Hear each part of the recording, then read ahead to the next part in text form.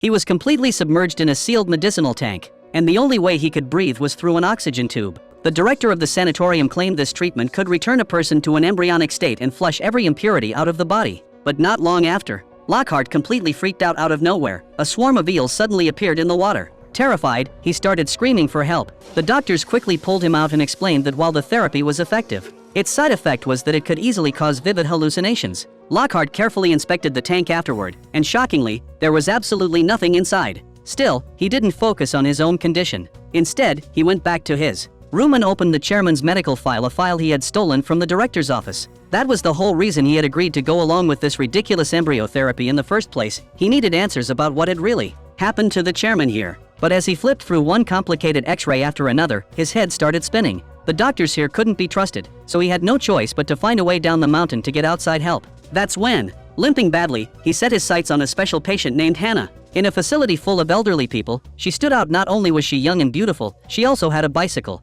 Hannah said she was an orphan, and as far back as she could remember, she had been living here. The director told her she was seriously ill and wouldn't be allowed to leave until she was cured. Lockhart simply gave her a doll, and just like that, she agreed to take him down the mountain. A bird locked in a cage for too long doesn't need much, just one chance to fly out. Lockhart settled her in a small tavern and noticed her casually swallow a drop of some strange liquid like it was routine. He got curious and wanted to try it too, because he'd seen every doctor in the facility, including the director, taking the exact same thing. He assumed it was some kind of vitamin supplement, but the moment he swallowed it, his mouth filled with the disgusting taste of rotten seafood. Still, he didn't have time to dwell on it. He immediately sought out the only doctor nearby, a local veterinarian, for help. After glancing at the medical file, the vet said the patient's teeth were falling out due to chronic dehydration. Lockhart was stunned. The whole place was famous for its water therapy, and every patient drank at least 3 full glasses of water with every meal. Even if they were broke, how could they possibly be lacking water? Confused and full of questions, he called his company to report what was happening.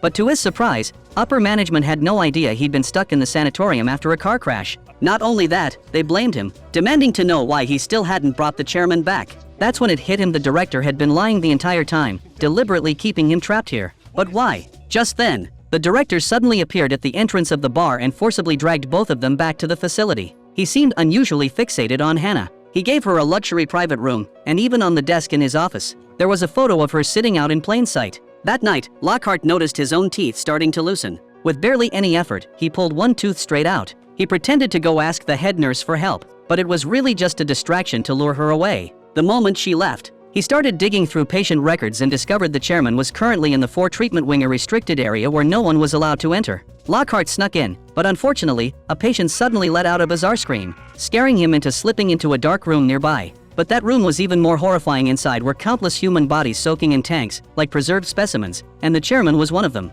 Lockhart was completely stunned, but he finally understood the truth. The director was conducting human experiments. Because earlier, one of the patients, who always talked like a crazy prophet, had told him that 200 years ago, this place used to be a castle. The baron who lived there was obsessed with keeping his bloodline pure, so he forced his own sister to marry him. But when he discovered she couldn't have children, he secretly began using villagers as test subjects, searching for a cure. Eventually, the truth came out, and the village leader led a mob to burn everything to the ground. But if that was the history, what was the director experimenting for now? Lockhart couldn't figure it out. But just as he was about to sneak away, he ran straight into the director.